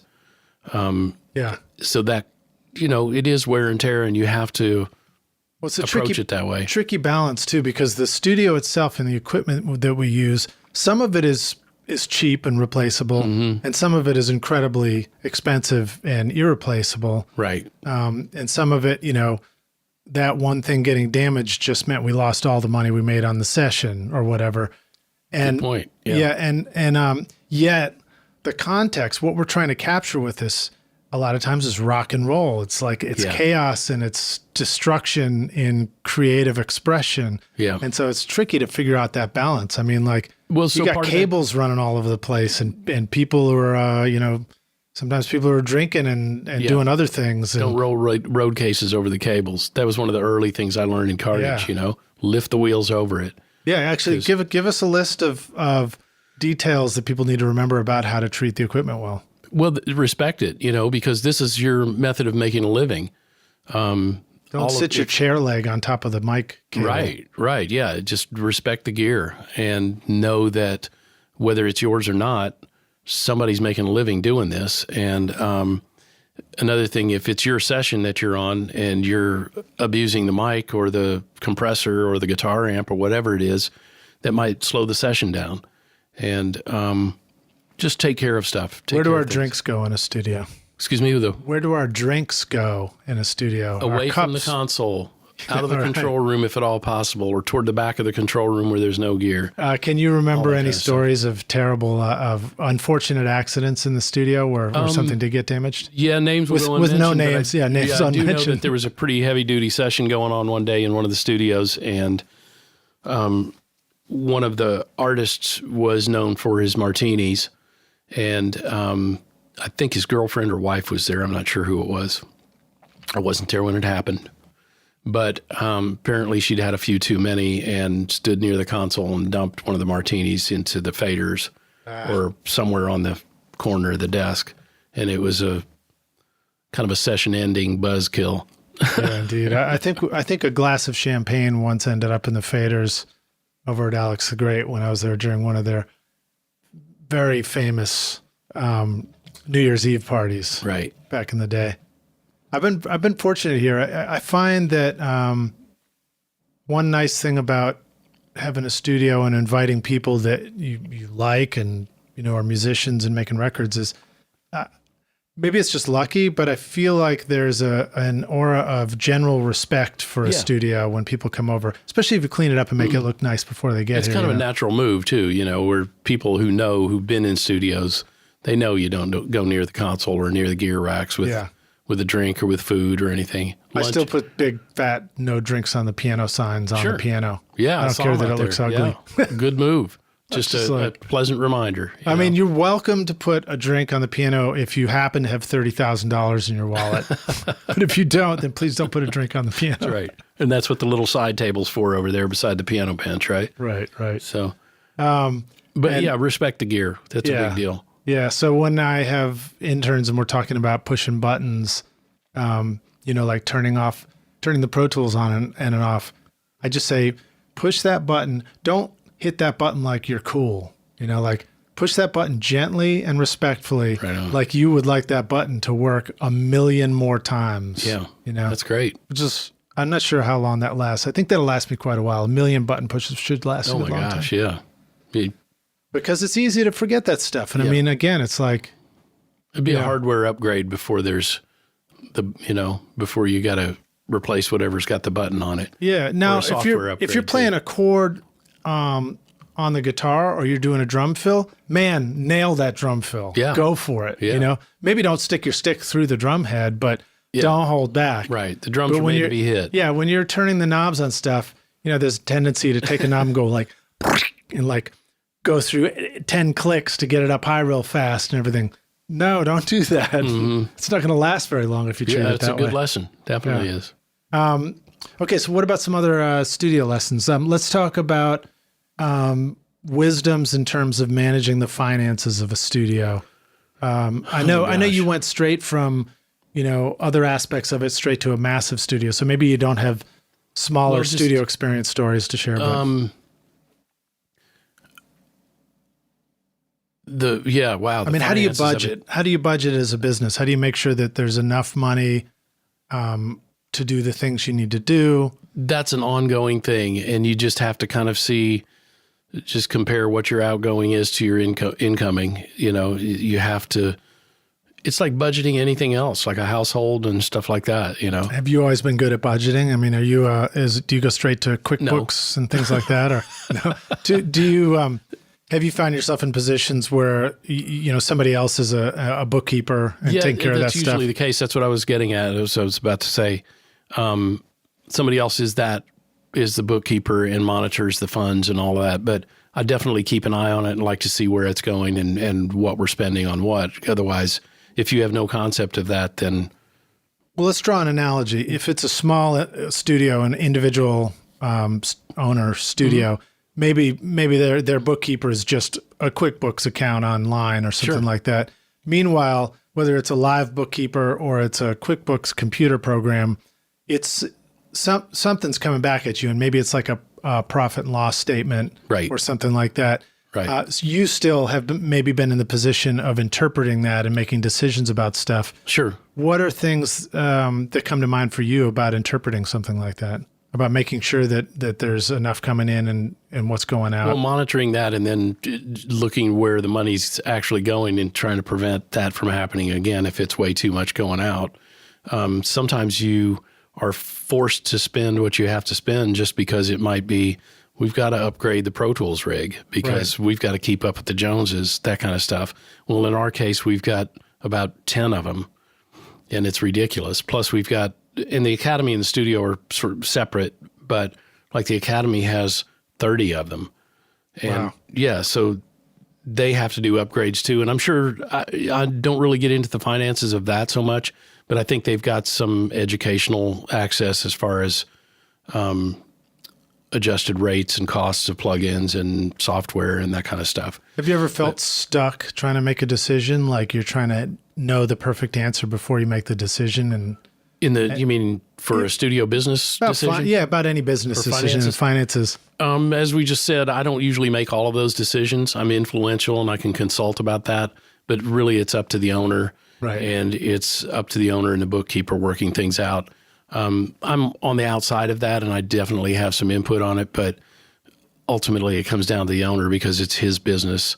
Yeah. And he gets to make the decisions whether we So you may get another microphone pass or it on. another You guitar amp or collate the not. report and pass it along Correct. with Yeah. all the right info.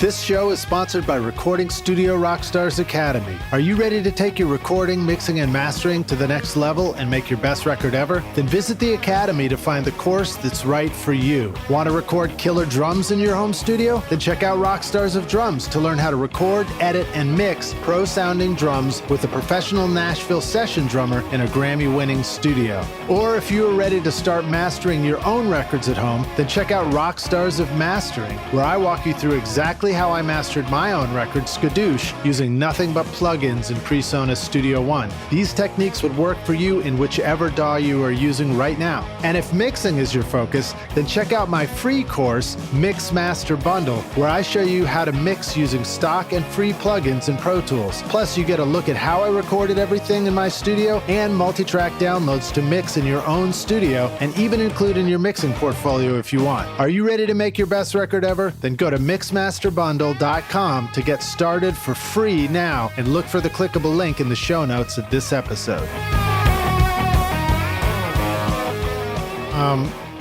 One thing is, you were a drummer who sort of went through a series of different job opportunities, and now you're a studio manager. And I wonder if you have any comments on whether or not you find any challenges with musicians and engineers working on other aspects of recording, I guess. So, like, for example, is it always a good fit for a musician to potentially be a studio manager, or are there sometimes conflicts where, you've seen people who are taking on jobs in the music biz, but really they should stick to music because that's what they want to be doing? Yes and no, because I think there's some successes of people who have done that. And I guess we could also throw producers into that clump too, because a lot of our clients are producer players who come in and they may be producing the session, but they're also the guitar player, and they may be sitting in the control room playing guitar on the session as they produce. Mm-hmm. And some are really good at that, and some probably shouldn't be doing that. I guess that would probably be also wearing too many hats. Right. Trying to do it all. Leave the guitar playing to the guitar player and stick in here and produce. There's also, for that matter, engineer producers who do the same thing, and some are really good at it, and some should keep that separate as well, and could do both of them well, but they should need to keep them separate. Yeah, like either produce this session or engineer it. What are some typical sort of paths through the studio career that you've seen, maybe at Blackbird? I mean, I know you have top world-class producers and engineers, and you also have students that are studying right now, and you have interns and stuff. Is there sort of a path? Of clients now, like engineer clients and a couple of producers mostly engineers who have come up through the whole Blackbird ladder, if you will. Several people that I still call on to be an engineer on sessions, if they're still on our first call list, are people who started as an intern years ago, maybe coming from another school or coming from our academy, and they work their way like everybody else. And we see that as a great vetting process for people who you can kind of tell when somebody's got it and wants to do it. You know what I mean? And you kind of get that pretty quickly. We've got interns who have worked their way to front desk or night manager kind of position. And then also we have weekend managers and stuff like that. And those are some of the same people. And you can see that desire to do what they do and that they do have goals in mind. And those are also some of the people, when they're not on our schedule, they're off engineering somewhere on some demo session or on some session. They might even be tracking somewhere in another studio. So you watch for those people and watch that kind of activity and that genuine desire to work and to work in our business. Let me ask you this question. So for people, for rock stars who are listening to this and thinking about the, being an intern, or, what are some good skills to have as an intern? What are some things that you see commonalities, again, that do make an intern stand out as they seem to be a really good fit? First of all, I think the passion of wanting to do it, obviously, but then there's also paying attention to the industry that you're working in.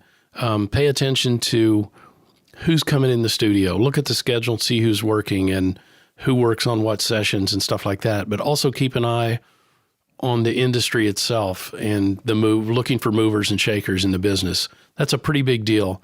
I read trades every day, whether it's on a website or I pick up Mix Magazine or any of those, like Tape Op, which is one of my favorites. Any of those magazines, just follow that stuff. Sometimes it's the great thing about some of those magazines is they'll talk to legends in the business. But then also there's those little side articles where you see up and coming engineers and producers and musicians. And that's always interesting to know, to watch where those people are and where they might be next year or 5 years from now. So keep up with that. Keep up with, if you're interested in getting in the mainstream part of the business, keep an eye on Billboard charts in every genre, because there's so many things that cross over now. And you never know who's going to come from hip hop to country. I'm serious. I mean, it really happens. And nothing wrong with it, because there's some really cool stuff that's happened when that kind of stuff kind of cross-pollinates different genres. Some really great stuff has come as a result of that. So watch the trades. And there's one called Worldwide Music, I think, is one of them. And there's another, I'll probably have to follow up with you on that, and I'll have to send you some of the stuff that I read online. Okay. And I just get the daily email updates from those. And it's always good to skim across them, because you're always going to run across something pretty interesting. You've also seen a lot of people go from intern to assistant, maybe at Blackbird. Are there qualities that seem to make assistants really exceptionally good assistants, or are there, actions that assistants take repeatedly that make them really good assistants? It's the old words of self-starter, the people who are motivated and who really care and really want to learn, and you see them retain that, that learning.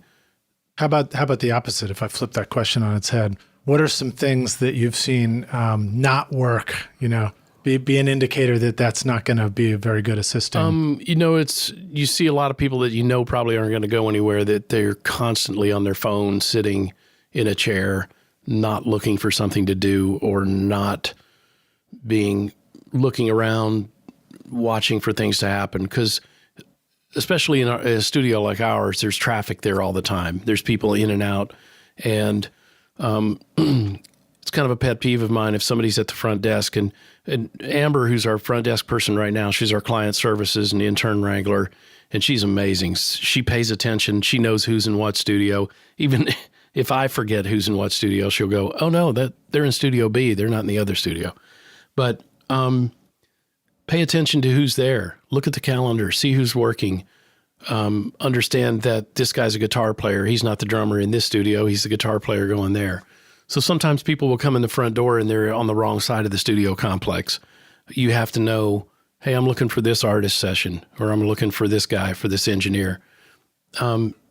Those kind of people should be paying attention to the calendar and knowing what's going on, because there's daily sheets out there all the time that say what's going on. So anybody who pays attention and is eager to learn and eager to help.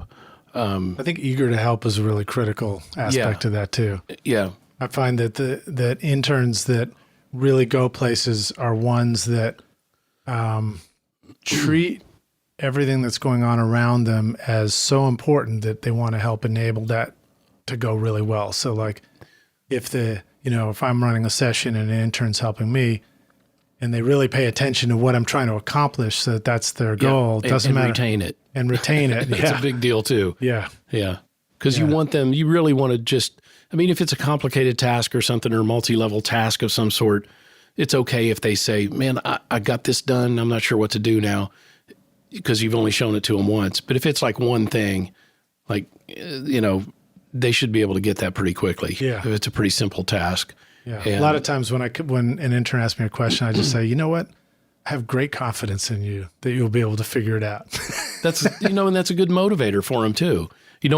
There's a really good thing that a producer who was in the studio one time, and I've heard him say it multiple times since, when he said, like our interns or the second engineers, the assistants and stuff, depends on who's available. They take the food orders. Like if it's time for lunch, somebody grabs a pad of paper, and it's usually the assistant, or if it's just an engineer on the gig, then they'll call the front desk and an intern will run back there with a legal pad and write down the lunch order.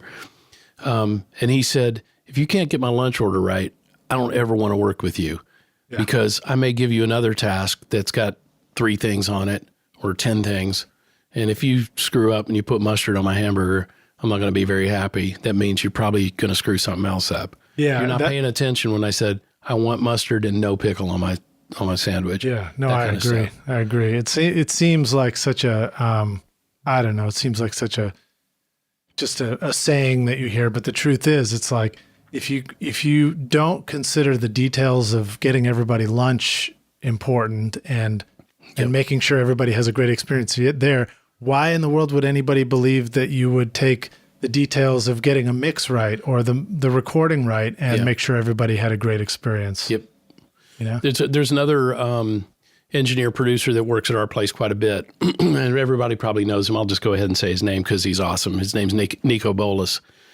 Wonderful guy, amazing engineer, and he's become a great friend over the years after being at Blackbird. And he has this thing, and I haven't heard about him doing it lately, but he had a thing for a while that he's a big Waffle House fan. He loves Waffle House. So it started some years ago, I'm sure, but somebody that's in the room who's not paying attention, he's a big fan of inviting in interns and having them observe the session and giving somebody an opportunity. And he may find somebody who's great that way. You know, he never knows who he's going to run across. Yeah. So all he wants is that, he said, you can come in the studio, you can observe the session, but you have to stay in your chair and don't get out of it unless I say, come here and do this or that kind of stuff. So, and stay quiet, don't make comments. So I guess one example was somebody picked up their phone and found it was more important to look at their phone than it was to pay attention to what was going on in the session. And he walked over to his backpack, pulls out a Waffle House application and said, here, you're probably going to need this. You might as well leave now and take this with you because you'll need this because you'll never make it as an engineer. So the Waffle House application kind of became a running joke. And he goes, dude, it works. It works every time.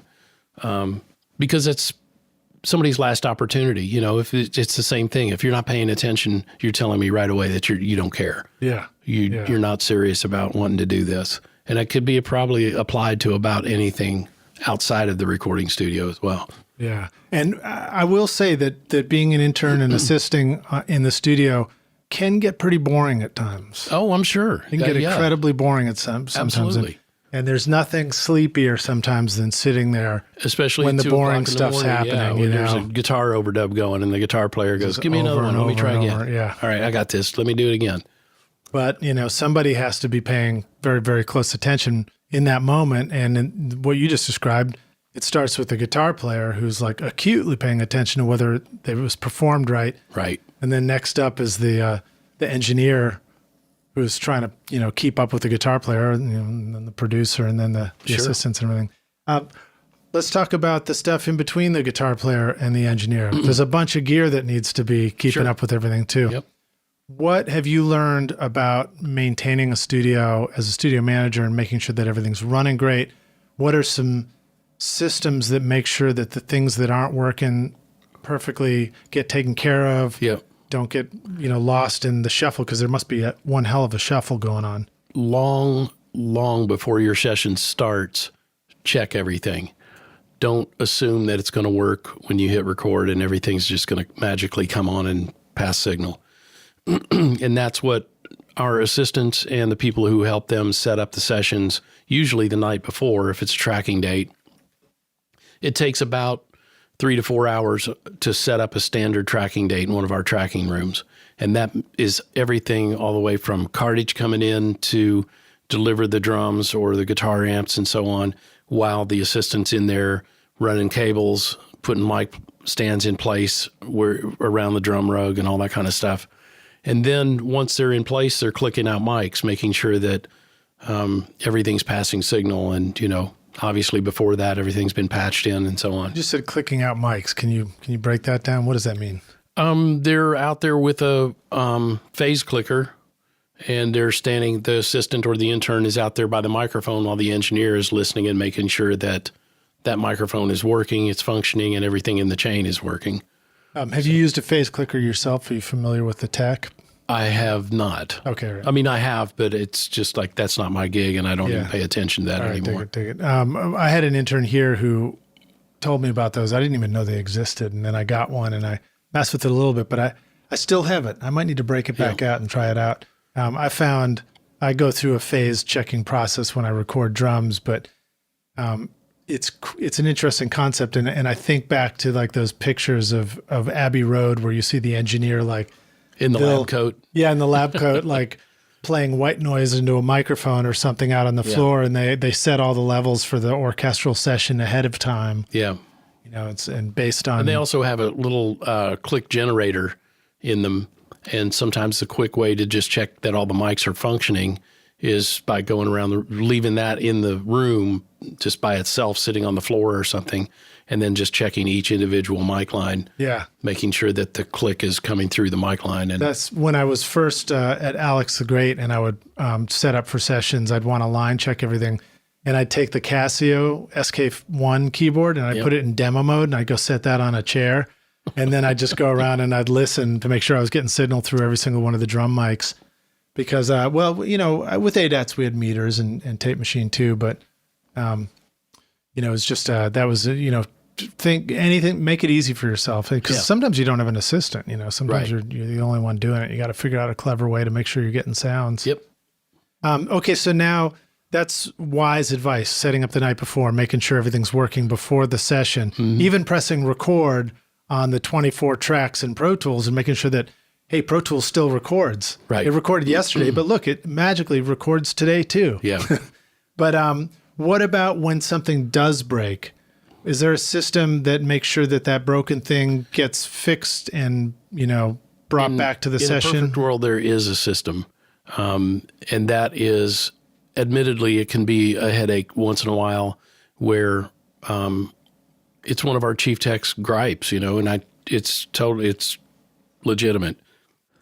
Some of the problems in the studio, admittedly, also are that there are so many pieces of gear and so many people handling them from time to time. Sometimes people don't think about it and they see a piece of gear is broken and either they're too lazy, they don't care, they don't know, they don't recognize it, all those reasons are one of them. And they put it back on the shelf. And when I was in the rental department, and it still is as a studio, as a manager or whatever, when I hear about it, it just irks me, man. I just hate this. Somebody putting a non-functioning piece of gear back on the shelf, because my story always was in the rental department, if it's on the shelf or it's in the mic locker, it works. If it doesn't work, it should be in the tech shop with a tech report by the person who found the problem, saying the knob is broken, the power switch is broken, or microphone's not passing signal, don't know what, drop the microphone, whatever it might be. You have to, on the tech reports, it has to report the date, the time, the person, what happened, what they think happened, what they think might be the problem if they know. It's just, it saves so much time instead of just seeing if the tech walks into the shop and there's a microphone laying there on the right on the bench, and he looks at it and goes, okay, what's that? And then it's up to him to troubleshoot it. No, it's not. It should save so much time by just having that tech report there. And then he knows what to look for. Oh, it's not passing signal. It could be any number of things and so on. Well, I know one of the challenges for me on sessions is when you're setting up for things, a lot of times you have to move very quickly. And if something's not working, you just shove it to the side and move to the next thing that works. And right. I'm always trying to make sure that thing that just got shoved to the side, it's like, at least throw a piece of tape around it, some indicator that that's not the, that's not a good, it's not a good mic cable, for example. Maybe somebody else that just comes along and needs another mic for something or yeah. And so, one trick I might do is a mic cable that's properly coiled and put away. I still do the, coil it, and then I do, a gentle single knot to close just to the remind coil. You that's a bad cable. No, the gentle single knot is a good cable. Oh, sorry, okay. That's well cool. But a double knot, if you knot one way and then knot it the other way, that might be a code for a bad cable. Right. And then also just making sure, it doesn't get set down out there on the floor so that at cleanup time it goes back up on the thing and somebody didn't even know it was broken. Mm-hmm. But another challenge too is people saying things are broken and they're not broken. True, yeah. A lot of things, people are like, oh, that's a bad cable. It's like, it's not a bad cable. It's fine. It was because this other thing was hooked up wrong. And the one thing that I say at the studio frequently too, when this kind of stuff comes up, it's a whole lot more trouble for you once we find out that you didn't report the problem than it is if you just say, I dropped the tube mic. And then at least we know what happened and what might be wrong with it and all that kind of stuff. So it's just more of a hassle and more trouble than if nobody says anything and just puts it back in the mic locker. Right. That's definitely so irritating. Yeah, I think somebody's inclination might be like, oh my gosh, I dropped it. That's an expensive fix. nowhere near as expensive as the failed session later on because that mic wasn't working. Because then you're going to be slowing somebody else down, and then you're just going to cost them time, money, whatever it is down the road. Well, so let me jump to some closing questions with you, Rolff, if you don't mind, because we're nearing the end of the show here. We're almost done. I know we're almost done. Can you believe Just got started. These are our quick jam session questions, so you can give me quick answers as you want. Okay. But when you started out in recording, what do you feel like was holding you back? Well, I guess recording or, music biz. Yeah. I think the only thing that holds you back is you. Having the drive and the desire to do something is, that keeps you going, kept me going. Don't be afraid of pen and paper and writing down names and phone numbers. Absolutely. Yeah. And then calling them later. I still do it in my Apple address book. When somebody calls me, I write down in the notes the date they called me and what it was about. That way I can refer back and go, I talked to Lid Shaw in 2005 and he still has that broken U87 he hasn't fixed. All right, that's a cool little tip. So you use the Apple address book to keep organized, and then there's a notes section with each address where you can just take notes about your ongoing conversation. Yeah, and I'm sure Google or Android phones have the same thing in their address book. But that way I've always got a reference, because sometimes my phone rings and it's got somebody's name in there and I go, who is that? It sounds familiar. And then, I'll answer the phone, of course, but it's a good refresher just to know who it is. Or if somebody texts me, I can look up that number or look up that name and find out. Here's a good geeky tip to go with that. So one of the concerns I had, because, one way when somebody else needs that contact, usually on the phone, you go in your Apple and you find that contact and you say share contact and text it over to so-and-so. And now they got the contact. And I was always like, did I just text them all the personal notes that were inside that contact? That's a good point. I've thought about that before too. But I tested it recently and it does not send the personal notes. It doesn't? Yeah. Okay. Should be safe to go. But you might run one test just before you send it off, just in case. Yeah. So I don't send them Lid Shaw's number. Yeah, I was always afraid in the notes or something. Maybe you had some little password in there, some reminder of something. Right. Somebody's social security number. No, that never happens. Yeah. But I just say, stay organized, have the drive to do it. Definitely, yeah. All right. How about some of the best advice you remember receiving? Stay organized. Never be afraid not to do bad business. Think about that for a second. Never be afraid not to do bad business. Okay. That's a don't be afraid to say no kind of bit of advice, right? Exactly. And a coworker of mine told me that at Underground Sound years ago, and it's always held true. It makes complete sense when you think it out. I love that it's a little bit confusing, but it helps you to think it through. But it's so true, because who is doing any kind of business, selling widgets or whatever you're doing, to get screwed in the long run? So the old adage from years ago was cover your ass with paper. It's make sure everything's documented, make sure you've agreed on everything. That's why when I do a quote for a client in an email, I will send all the details. And I remember reviewing it a couple of times with some people that I worked with, and they went, man, you're pretty anal about all the details and getting everything sent out to the client, right off the bat. And I went, I don't ever want there to be a question or a comment later on that somebody says, you never told me that. Just extra things where somebody says, well, you never told me that there was going to be an assistant on the session. Well, it's right here in the quote, right? Yeah. Or that there was going to be a piano tuning we had to pay for, that kind of stuff. And that's hard to do sometimes, especially when we live in this world of text messaging and communicating that way through phones, because a lot of questions and answers come and go through a simple text. And it's like, you have to take that time to follow it up with the email that is, everything's laid out clearly. And it's a real convenient fact checker too. Like if somebody, or if you're not sure and you are about to call a client and you go, you know what? I think we talked about that in a text or in an email. So that's very convenient for that too. How about let's see. Well, some of these questions are recording related, but I'll ask this one, a hardware tool. So if it was studio related, you might be inclined to talk about a mic or a compressor or something like that, or a tuner. But is there anything physical for you that just seems to always make running a business that much easier that you're using all the time? A physical thing Yes, if anything, even that comes to mind.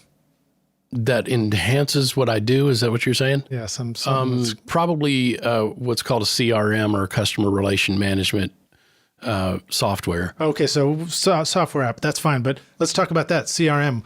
What is the CRM? Why and how is it useful? It helps you to track customers.